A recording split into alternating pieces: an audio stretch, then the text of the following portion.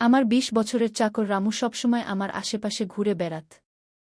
আমি তাকে ছোট মনে করতাম, কিন্তু একদিন সে আমাকে বলল, মালকিন, আমাকে ছোট মনে করে ভুল করবেন না। সেই রাতে যখন আমি তাকে দেখলাম, আমি হতবাক হয়ে গিয়েছিলাম, কারণ সেই রাতে রামু ২০ বছরের ছেলের মতো নয়, বরং ৩০ বছরের পুরুষের মতো আচরণ করছিল। হ্যালো বন্ধুরা, আজকের এই অদ্ভুত গল্পে আপনাদের সবাইকে স্বাগতম। যেদিন থেকে রামু আমার সাথে ঘুমাতে শুরু করেছিল, সেদিন থেকে আমার শরীরে পরিবর্তন আসতে শুরু করেছিল। আমি ভেবেছিলাম রামু ছোট এবং সে কিছু বুঝবে না, কিন্তু ধীরে ধীরে তার আসল রূপ আমার সামনে প্রকাশ পেতে শুরু করেছিল। আমি কখনো ভাবিনি যে ২০ বছরের একটি ছেলে আমার মতো ৩০ বছরের একজন মহিলাকে এত সুখ দিতে পারে। রামু ২০ বছরের ছিল। আমি তাকে গ্রাম থেকে আমার বাড়িতে কাজের জন্য নিয়ে এসেছিলাম। আমার বাড়িতে শুধু আমি এবং আমার ১ বছরের ছেলে ছিল। যখন আমি কাজে যেতাম, রামু আমার বাচ্চার দেখাশোনা করত এবং সে আমার বাড়িতেই থাকত। আমি বিয়ে ছাড়াই মা হয়ে গিয়েছিলাম। আমার প্রেমিক আমাকে বিয়ের মিথ্যা আশা দিয়ে প্রেমের খেলা খেলেছিল। যখন আমি গর্ভবতী হলাম, আমি তার বাড়িতে গেলাম এবং দেখলাম যে তার বিয়ে হচ্ছে। সে আমার সাথে প্রেমের নাটক করেছিল এবং অন্য একটি মেয়েকে বিয়ে করেছিল। আমার পেটে বেডে ওঠা শিশুটিকে মেরে ফেলার ইচ্ছা আমার হয়নি, এবং যখন আমি গর্ভপাত করানোর কথা ভেবেছিলাম, তখন সময় পার হয়ে গিয়েছিল। আমি ৫ মাসের গর্ভবতী হয়ে গিয়েছিলাম। আমার বাবা-মা আমাকে এবং আমার বাচ্চাকে গ্রহণ করতে অস্বীকার করেছিলেন। তখন আমি একা থাকতে শুরু করলাম। কয়েক মাস আগে আমি আমার দাদার ১০০তম জন্মদিনের জন্য গ্রামে গিয়েছিলাম। আমার দাদা আমাকে জন্মদিনের আমন্ত্রণ পাঠিয়েছিলেন এবং তাই আমি গ্রামে গিয়েছিলাম। আমার ছেলেকে সেখানে শুধু আমার দাদাই স্নেহে কোলে নিয়েছিলেন। আরব তার সাথে খেলছিল। তখন অফিস থেকে আমার ফোন এল এবং আমি কিছুক্ষণের জন্য ফোনে কথা বলতে বাইরে চলে গেলাম। যখন আমি ফিরে এলাম, আমার আরব দাদার কাছে নয়, বরং বাড়ির একটি চাকরের কাছে ছিল। আমি দেখলাম যে আরব সেই চাকরের সাথে ভালোভাবে খেলছে। আমি আমার বাচ্চাটিকে সেই চাকরের কাছ থেকে নিলাম এবং সেখান থেকে যেতে শুরু করলাম, তখনই সেই চাকর আমাকে থামাল। সে বলল, মালকিন, আমার কিছু সাহায্য দরকার। আমার টাকার প্রয়োজন নেই, কাজের প্রয়োজন। সে নিজের পরিচয় দিয়ে বলল, আমি রামু, আমি এই বাড়িতে গরুমহিষের গোয়াল পরিষ্কারের কাজ করতাম, কিন্তু এখন বড় সাহেব গরুমহিষ বিক্রি করার কথা বলছেন।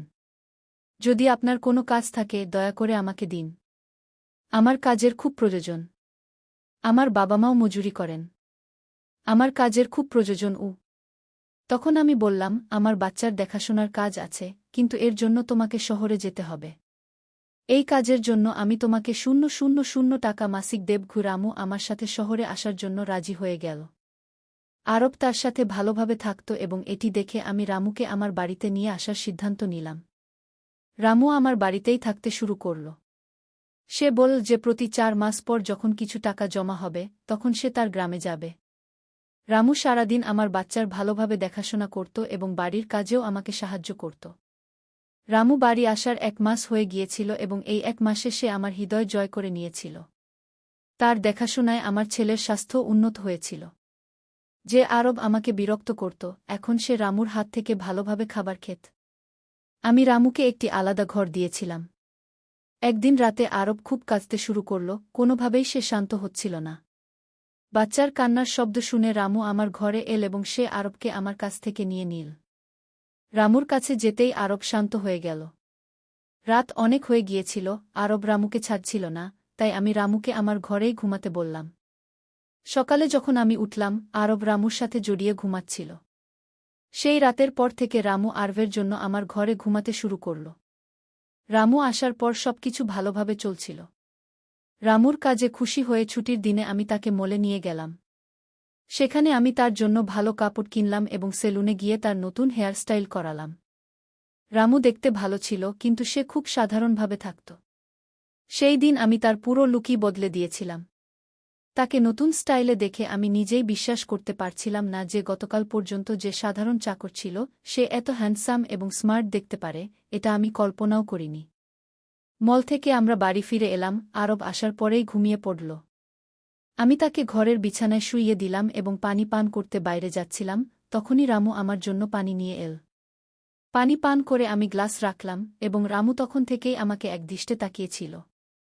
আমি গ্লাস রাখতেই সে আমাকে জড়িয়ে ধরল। অনেক বছর পর কোনো পুরুষ আমাকে জড়িয়ে ধরেছিল। আমি তাকে নিজের থেকে দূরে সরিয়ে দিলাম। তখন রামু বলল, মালকিন, আপনার কারণেই আজ প্রথমবার আমি নিজেকে ভালোবাসতে শিখেছি। জীবন খুব সুন্দর, শুধু এটিকে বাঁচতে জানতে হবে। আজ আপনি আমার কায়াকল্প করে আমাকে খুব বড় উপকার করেছেন।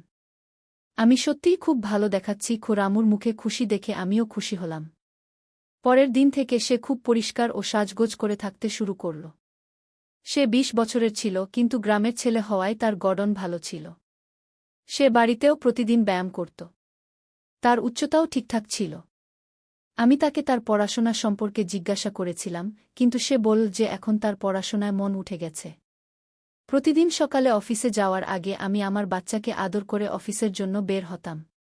আজ যখন আমি অফিসে যাওয়ার আগে আরবকে চুমু খেতে গেলাম, তখন সে রামুর কোলে ছিল।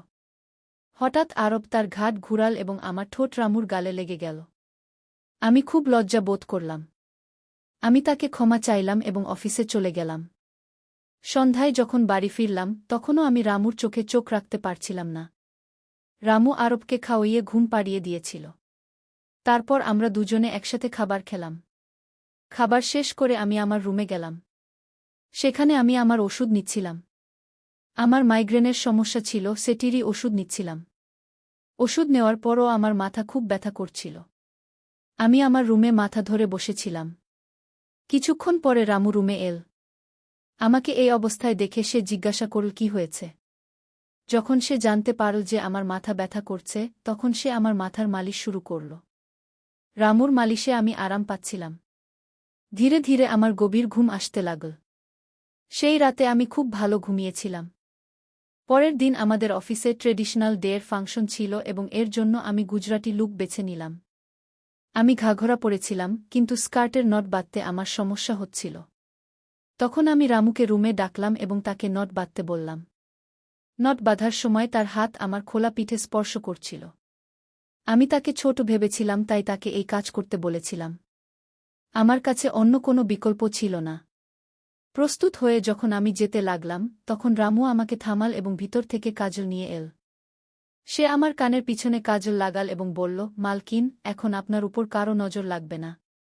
আপনি খুব সুন্দর দেখাচ্ছেন। কি তার কথা শুনে আমি হেসে দিলাম এবং চলে গেলাম। সেই দিন সন্ধ্যায় যখন আমি বাড়ি ফিরলাম, তখন আমার সাথে আমার একটি বন্ধু এবং তার প্রেমিকও এসেছিল। রামু আজ খুব ভালো খাবার বানিয়েছিল। আমার বন্ধু প্রিয়া ৪-৫ দিন আমার বাড়িতে থাকার কথা ছিল। পরের ৩ দিন তার প্রেমিকও আমার বাড়িতে ছিল। পরের দিন রাতে রামু খাবার বানাল এবং প্রিয়া ও তার প্রেমিককে খেতে ডাকল, কিন্তু তারা দুজন রুমেই ড্রিঙ্ক করছিল। প্রিয়া তো অনেক বেশি পান করে ফেলেছিল। সে খাবার না খেয়েই ঘুমিয়ে পড়ল। তার প্রেমিক রোহান আমাদের সাথে খাবার খেতে বসল। সে বলল, প্রাচী, তুমি প্রিয়ার চেয়েও বেশি সুন্দর। কি রোহানের কথা বলার সাথে সাথেই রামু তাকে রাগের দিকে তাকিয়ে থাকল। খাবার শেষ করে রোহান তার রুমে চলে গেল। সে যাওয়ার সাথে সাথেই রামু আমাকে বলতে লাগল, মালকিন, আপনার এই বন্ধুরা কেমন? আমার সেই লোকের কথা একেবারেই ভালো লাগেনি। কি তখন আমি রামুকে বললাম, আমি তোমাকে পরিবারের সদস্যের মতো মনে করি। এর মানে এই নয় যে তুমি আমার মেহমানদের কিছু বলবে। তোমার কাজ হলো আসা মেহমানদের সেবা করা। তাই তুমি শুধু সেটাই কর, বাকি আমাকে কিছু শেখানোর দরকার নেই। কি রামুকে ডেকে আমি আমার রুমে চলে গেলাম। আমি তাকে ডেকেছিলাম, তবুও সে আমার জন্য পানি নিয়ে এল। তখন আমি আমার ওষুধ নিলাম এবং পানি পান করে ঘুমিয়ে পড়লাম। আজ রামু আমার রুমে ঘুমাতে আসেনি, এমনটা আমার মনে হচ্ছিল। কিন্তু সকালে যখন আমার চোখ খুলল, তখন আমি তাকে আমার পাশে পেলাম। সকালে আমার চোখ খুললেই আমার সামনে প্রিয়া ছিল। সে খুব রাগান্বিত দেখাচ্ছিল। রামুকে আমার সামনে আনা হল। তার হাতে প্রিয়ার ওড়না বাঁধা ছিল। প্রিয়া বলল, তোমার এই গ্রাম্য চাকর আমার প্রেমিকের হাত ভেঙে দিয়েছে। রামু শুধু মাথা নাড়ছিল এবং বলছিল, মালকিন, আমি কিছুই করিনি। রাতে রোহান সাহেব নেশায় ছিলেন, তখনই তার ভারসাম্য নষ্ট হয়ে গেছে এবং তিনি পড়ে গেছেন। রামু কেন রোহান সাহেবের উপর হাত তুলবে? প্রিয়া তখনও নেশা ছিল, এমনটা আমার মনে হচ্ছিল। রামু আমার জন্য তাদের দুজনমু আমাকে চা বানানোর জন্য ডাকছিল, কিন্তু তার দিক থেকে কোনো উত্তর আসছিল না। তাকে খুঁজতে খুঁজতে আমি তার ঘরে গেলাম। সেখানে গিয়ে দেখলাম রামু এইমাত্র গোসল করে বাথরুম থেকে বেরিয়েছে। সে শার্ট পরেনি। আমি প্রথমবার তাকে এভাবে দেখলাম। রামুর শরীর অত্যন্ত মজবুত ছিল। তার শরীর কোনো যোদ্ধার মতো দেখাচ্ছিল। আমি তাকে একদৃষ্টে তাকিয়ে দেখছিলাম। আমার সেই সময় কোনো হুঁশ ছিল না। কয়েক বছর পর আমি কোনো যুবক পুরুষকে এভাবে কাপড় ছাড়া দেখছিলাম। আমি তাকে একদৃষ্টে তাকিয়ে দেখছিলাম, তখনই রামু আমাকে ডাক দিল। সে আমার সামনে শার্ট পরে দাঁড়িয়েছিল। তবুও আমি আমার শুদ্ধ বুদ্ধি হারিয়ে তাকে দেখছিলাম।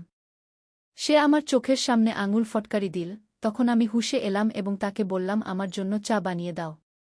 আজ বাড়িতে থাকায় নিজের স্কিন কেয়ার করার কথা ভেবেছিলাম, তাই দুপুরের সময় আমার ঘরে আমার পার্লার চালাচ্ছিলাম। সেই সময় আমি শর্টস এবং গাউন পরেছিলাম এবং আমি আমার পায়ের ওয়াক্সিং করছিলাম। ওয়াক্সিং করার সময় ভুলে আমি আমার পায়ে একটু বেশি গরম ওয়াক্স লাগিয়ে ফেললাম, যার ফলে জ্বালা হলো এবং আমার মুখ থেকে তীব্র আওয়াজ বেরিয়ে গেল। আমার আওয়াজ শুনে রামু দৌড়ে আমার ঘরে এল। সে আমার পোড়া পা দেখল। সে আমার পা থেকে গরম ওয়াক্স সরাল এবং সেখানে ক্রিম লাগিয়ে দিল। তার হাত বারবার আমার পায়ে অজান্তেই ঘুরছিল এবং সেই সময় আমার মনে যে অনুভূতিগুলো তৈরি হচ্ছিল সেগুলো প্রকাশ করা আমার পক্ষে কঠিন হয়ে পড়ছিল। রামুর দৃষ্টি আমার উপর পড়তেই আমি ব্যথায় চিৎকার করে উঠলাম। আমাকে এই অবস্থায় দেখে সে বলল, ভাই সাহেব, এখন আপনি শুধু আরাম করে শুয়ে পড়ুন। আপনি যা কিছু করতে চান আমাকে বলুন, আমি আপনার সাহায্য করব। আমি তাকে আমার অন্য পায়ের ওয়াক্সিং করতে বললাম। রামু ঠিক যেমন আমি বলেছিলাম তেমনি করল। সে আমার মুখের ম্যাসাজও করে দিল। তার স্পর্শে আমি অনেক আরাম পেলাম। আজকের ছুটির দিনটি আমার জন্য আরামদায়ক কাটল। রামুর মধ্যে সব গুণ ছিল। সে কোনো কাজেই পিছিয়ে ছিল না। আজ রাতে আমি তাকে আমার ঘরে ঘুমাতে মানা করে দিলাম। দিনভর আমি বাড়িতে থাকি না, অন্তত রাতে তো আমার বাচ্চার সাথে একা সময় কাটানো উচিত। প্রতিবার রামুর আশা আমার পছন্দ ছিল না, তাই আমি তাকে ঘরে ঘুমাতে মানা করে দিলাম। এভাবে দিন কাটতে লাগল। কয়েকদিন পর্যন্ত রামু ছাড়া আর রাতে ঘুমাতে পারতাম না, কিন্তু ধীরে ধীরে সে কান্না বন্ধ করে দিল।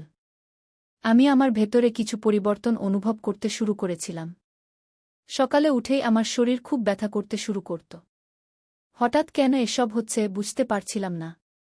কয়েকদিনের মধ্যে আমার শারীরিক ব্যথা এত বেড়ে গেল যে বিছানা থেকে উঠতেও ইচ্ছা করত না। তখন আমি অফিস থেকে 1 সপ্তাহের ছুটি নিলাম। কয়েকদিন আরাম করলাম, হয়তো একটু ভালো হয়ে যাব। এখন পুরো সময় আরব রামুর সাথে কাটাতাম। যখন তার ক্ষুধা লাগত সে মাঝে মাঝে আমার কাছে চলে আসত। আজ আমি আমার কোমর ধরে বসেছিলাম। রাতে রামু পানি নিয়ে আমার ঘরে এল। আমার কোমরে হাত দেখে সে বুঝে নিল যে আমার খুব কষ্ট হচ্ছে। রামু বলল, ভাই সাহাব, যদি আপনার কোনো আপত্তি না থাকে আমি আপনার কোমরের ম্যাসাজ করে দিই। আমার কোমর এত ব্যথা করছিল যে আমি তার ম্যাসাজের জন্য হ্যাঁ বলে দিলাম। কিন্তু তার আগে আমি আমার ঘরের লাইট বন্ধ করে দিলাম। ছোট জিরো বাল্বের আলোতে আমার কোমর তাকে দেখা যাবে না, তাই আমি ঘরের বড় লাইট বন্ধ করে জিরো বাল্ব জ্বালিয়ে দিলাম। সে যখন ম্যাসাজ করছিল আমি অনেক আরাম পাচ্ছিলাম। ম্যাসাজ করতে করতে আমার ব্যথা যেন একদম গায়েব হয়ে গেল। ম্যাসাজ করার সময় রামু আমাকে জিজ্ঞাসা করল, ভাই সাহাব, আপনাকে কি আরভের বাবার কথা কখনো মনে পড়ে না? আপনি এত সুন্দর এবং যুবক হয়েও এখনো একা কেন? তার প্রশ্নের আমার কাছে কোনো সঠিক উত্তর ছিল না। আমি তাকে বললাম, সম্ভবত তোমার প্রশ্নের উত্তর আমার কাছে নেই। সেই প্রশ্নে সেখানেই বিরতি পড়ে গেল। রামুর মেসাজে আমি ভালো ঘুমিয়ে গেলাম। পরের 2 দিন পর সেই তারিখ এল যখন আমি আমার প্রেমীর সাথে দেখা করেছিলাম। শেষ পর্যন্ত সেই দিন এসেই গেল। সেই দিন আমি দিনভর নিজেকে কোনো না কোনো কাজে ব্যস্ত রাখার চেষ্টা করলাম, কিন্তু রাতের অন্ধকারে আমার প্রেমীর খুব মনে পড়ছিল। আজ সে আমার সাথে ছিল না, কিন্তু সে আমার বাচ্চার বাবা ছিল। আরবকে দেখে আমার প্রতিদিন তার মনে পড়ত এবং আজ আমি আমার অনুভূতিগুলো লুকিয়ে রাখতে পারলাম না। আমি আমার ঘরে জোরে জোরে কাঁদতে শুরু করলাম। আরব পাশে ঘুমাচ্ছিল, এটাও আমার খেয়াল ছিল না। আমি আজ আমার ওষুধও খাইনি। রামু পানি নিয়ে আমার ঘরে এল। আমাকে কাঁদতে দেখে সে আমাকে পানি পান করাল। যখন আমি শান্ত হলাম তখন সে আমাকে ওষুধ দিল। আমার কান্নার আওয়াজে আরব একটু নড়তে শুরু করল। সে যেন না জেগে ওঠে, তাই রামু আমাকে তার ঘরে নিয়ে গেল। সেখানে গিয়ে আমি তাকে জড়িয়ে ধরে বললাম, এমন মনে হচ্ছিল আমি মনে করেছিলাম যে আমি আমার জ্ঞান হারিয়ে ফেলেছি।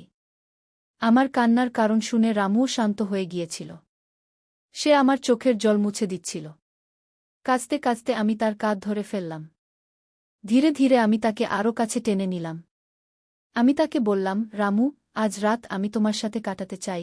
তখন রামু বলল, ভাই সাহেব, আমি এখনো ছোট, আমার কিছুই বুঝবে না। তার কথা শুনে আমি তাকে আরও কাছে টেনে নিলাম। সেই রাতে আমি তার ঘরে ছিলাম, কিন্তু সকালে যখন আমি উঠলাম সে আমার পাশে ছিল না। তার শার্ট সেখানে পড়েছিল। যখন আমি বাইরে গেলাম তখন দেখলাম রামু আমার বাচ্চাকে দুধ ও বিস্কুট খাওয়াচ্ছে।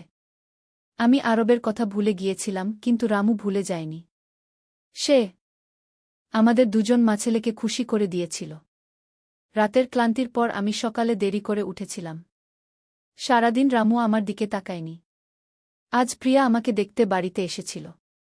সে রামুর দিকে তাকায়নি। রামু তাকে পানি দিল এবং ঘর থেকে বেরিয়ে গেল।